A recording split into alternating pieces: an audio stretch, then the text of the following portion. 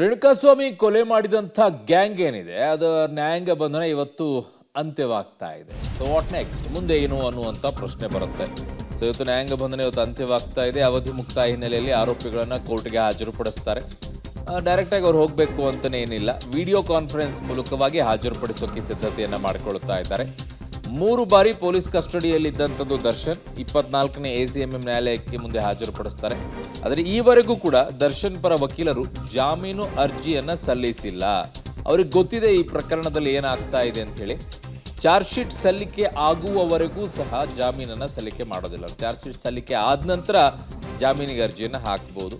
ಕೋರ್ಟ್ಗೆ charge sheet ಸಲ್ಲಿಕೆಗೆ ಕಾಯ್ತಾ ಇದ್ದಾರೆ ಈಗ ವಕೀಲರು. ಸೊ ಚಾರ್ಜ್ ಶೀಟ್ ಸಲ್ಲಿಸುವವರೆಗೂ ಕೂಡ ನ್ಯಾಯಾಂಗ ಬಂಧನವೇ ಗಟ್ಟಿ ಅಂತ ಹೇಳ್ತಾ ಇದ್ದಾರೆ. ಸೊ ಇವತ್ತು ನ್ಯಾಯಾಂಗ ಬಂಧನ ಅಂತ್ಯವಾಗುತ್ತೆ. ವಿಡಿಯೋ ಕಾನ್ಫರೆನ್ಸ್ ಮೂಲಕ ಇವತ್ತು ಮತ್ತೆ ಕೋರ್ಟ್ಗೆ ಹಾಜರುಪಡಿಸ್ತಾರೆ. ಸೊ 24ನೇ ACMM ನ್ಯಾಯಾಲಯದ ಮುಂದೆ ಹಾಜರುಪಡಿಸ್ತಾರೆ. ಅದಾದ ನಂತರ ನ್ಯಾಯಾಂಗ ಬಂಧನ ವಿಸ್ತರಣೆ ಆಗೋದೇ ಬಹುತೇಕ ಹೆಚ್ಚು ಅಂತಿದ್ದಾರೆ. ಕಾರಣ ಅಲ್ಲಿ ಯಾರು ಕೂಡ ಜಾಮೀನಿಗೆ ಅರ್ಜಿಯನ್ನು ಸಲ್ಲಿಕೆ ಮಾಡಿಲ್ಲ. ಮುಂದೆ ಚಾರ್ಜ್ ಶೀಟ್ ಸಲ್ಲಿಕೆಯನ್ನು ಮಾಡುವಂಥ ಟೈಮ್ ಬರುತ್ತೆ, ಆವಾಗ ಜಾಮೀನಿಗೆ ಅರ್ಜಿಯನ್ನು ಹಾಕ್ತಾರೆ. ಈಗ ಸದ್ಯಕ್ಕಂತೂ ಸಲ್ಲಿಸಿಲ್ಲ ಅವರು.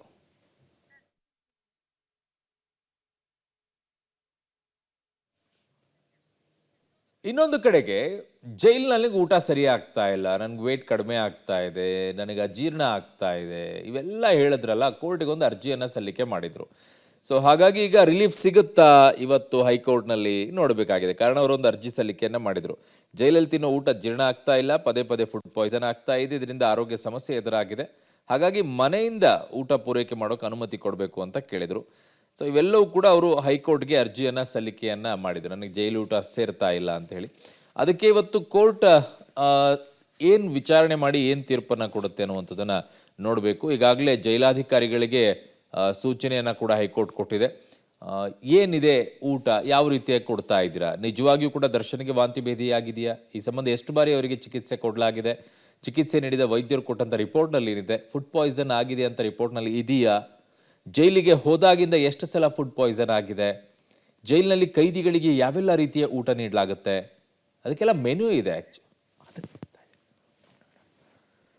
ಸೊ ಅದರಲ್ಲಿ ವರದಿಗಳು ಏನಿದೆ ಅನ್ನುವಂಥದ್ದನ್ನು ನೋಡ್ಕೊಳ್ಬೇಕಾಗತ್ತೆ. ಸೊ ಹಾಗಾಗಿ ಕೈದಿಗಳಿಗೆ ಯಾವೆಲ್ಲ ರೀತಿಯ ಊಟ, ಅದಕ್ಕೊಂದು ಮೆನ್ಯೂ ಇದೆ. ಇಂತಿಂಥ ಗ್ರಾಮು ಇಷ್ಟಿಷ್ಟೇ ಊಟ, ಒಂದು ವಾರದಲ್ಲಿ ಏನಿರಬೇಕು ಎಲ್ಲವೂ ಕೂಡ ಕೊಡ್ತಾರೆ. ಹೈಕೋರ್ಟ್ ಸೂಚನೆ ಬೆನ್ನಲ್ಲೇ ಈಗ ಜೈಲಾಧಿಕಾರಿಗಳು ವರದಿಯನ್ನು ಕೂಡ ಸಿದ್ಧಪಡಿಸ್ಕೊಂಡಿದ್ದಾರೆ. ಕಾಮಾಕ್ಷಿಪಾಳ್ಯ ಪೊಲೀಸರಿಂದಲೂ ಕೂಡ ಆಕ್ಷೇಪಣೆ ಸಲ್ಲಿಸೋಕೆ ಈಗ ಸಿದ್ಧತೆಯನ್ನು ಮಾಡಿಕೊಂಡಿದ್ದಾರೆ. ಮನೆ ಊಟಕ್ಕೆ ಅನುಮತಿ ಕೊಡದಂತೆ ಆಕ್ಷೇಪಣೆಯನ್ನು ಸಲ್ಲಿಸೋಕೆ ಸಿದ್ಧತೆಯನ್ನು ಮಾಡಿಕೊಂಡಿದ್ದಾರೆ. ಇನ್ನೇನಾಯಿತು, ಮನೆ ಊಟ ಕೊಟ್ಬಿಟ್ರೆ. ಸೊ ಪರಪ್ಪನ ಅಗ್ರಹಾರದಲ್ಲಿ 5,500 ಕೈದಿಗಳಿದ್ದಾರೆ. ಇವ್ರಿಗೆ ಮಾತ್ರ ಈ ಥರ ಆಗ್ತಿದೆಯಾ, ಇನ್ನುಳಿದವ್ರಿಗೆ ಯಾರಿಗೂ ಆಗ್ತಿಲ್ವಾ, ಅದನ್ನ ನೋಡ್ತಾರೆ ಕೋರ್ಟು. ಸೊ ದರ್ಶನ್ಗೆ ಅನುಮತಿ ಕೊಟ್ಟರೆ ನಾಳೆ ಉಳಿದವರು ಅರ್ಜಿ ಹಾಕ್ತಾರೆ, ಡೆಫಿನೆಟ್ ಆಗಿ ಕೇಳ್ತಾರೆ.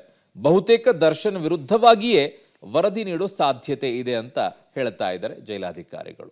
ಅಲ್ಲಿ ಏನಿರುತ್ತೆ, ಯಾವ ರೀತಿಯಾಗಿರುತ್ತೆ ಊಟ, ಇವೆಲ್ಲ ರಿಪೋರ್ಟನ್ನು ತರಿಸ್ಕೊಂಡ ನಂತರನೇ ಕೋರ್ಟ್ ಡಿಸೈಡ್ ಮಾಡುತ್ತೆ. ಅಷ್ಟು ಜನ ಊಟ ಮಾಡ್ತಾ ಇರಬೇಕಾದ್ರೆ ಒಬ್ಬರಿಗೆ ಮಾತ್ರ ಹೇಗೆ ಸಾಧ್ಯ ಫುಡ್ ಪಾಯ್ಸನ್ ಆಗ್ತಾ ಇದೆ, ಅಜೀರ್ಣ ಆಗ್ತಾ ಇದೆ ಅಂತ ಹೇಳಿ.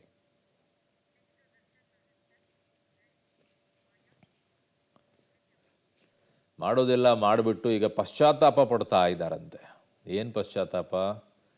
ಸಣ್ಣ ಪುಟ್ಟದ್ದಾದರೆ ಪಶ್ಚಾತ್ತಾಪ ಬೇರೆ, ಇದು ವಾಪಸ್ ಬರದೇ ಇರುವಂಥ ಪಶ್ಚಾತ್ತಾಪ ಅಲ್ಲ.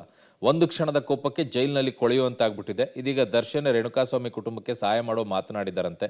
ರೇಣುಕಾಸ್ವಾಮಿ ಪತ್ನಿ ಹಾಗೂ ಮಗುವಿಗೆ ಸಹಾಯ ಮಾಡುವ ಚಿಂತನೆ ಮಾಡಿದ್ದಾರಂತೆ. ಅಲ್ಲದೆ ಪೋಷಕರಿಗೆ ಸಪ್ರೇಟ್ ಆಗಿ ಸಹಾಯ ಮಾಡುವ ಬಗ್ಗೆ ಸಹ ಆಲೋಚನೆ ಮಾಡ್ತಾ ಇದ್ದಾರಂತೆ. ಅಯ್ಯೋ, ಮಾಡಿದಾಗ ನೋಡೋಣ ಬಿಡ್ರಿ. ಈ ಬಗ್ಗೆ ಕುಟುಂಬಸ್ಥರಿಂದ ದರ್ಶನ್ ಬಳಿ ಪ್ರಸ್ತಾಪ ಮಾಡಿದ್ದಾರಂತಿದ್ದಾರೆ. ಜೈಲಿನಿಂದ ಹೊರಬಂದ ಬಳಿಕ ಮೊದಲ ಪ್ರಾಶಸ್ತ್ಯದಲ್ಲಿ ಈ ಕೆಲಸ ಮಾಡುವಂತೆ ದರ್ಶನ್ ಬಳಿ ಪ್ರಸ್ತಾಪ ಹೇಳ್ಕೊಂಡಿದ್ದಾರೆ.